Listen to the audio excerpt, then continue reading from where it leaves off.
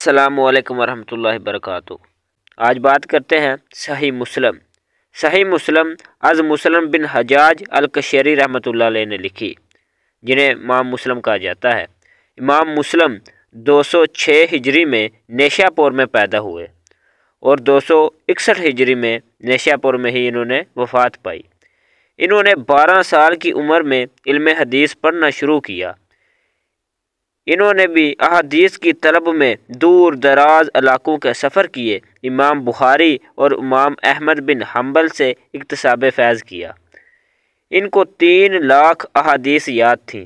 ان میں سے انہوں نے 4000 احادیث بلا تکرار کا ایک مجموعہ 15 سال کی مدت میں تیار کیا، جو صحیح مسلم کے نام سے مشہور ہے۔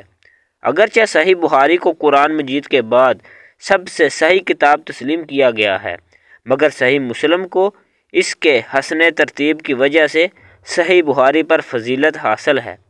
صحیح بخاری اور صحیح مسلم کو محدثین صحیحین کے نام سے پکارتے ہیں۔ وہ حدیث جو بخاری اور مسلم میں مشترک ہو اسے متفقن علیہ حدیث کہتے ہیں۔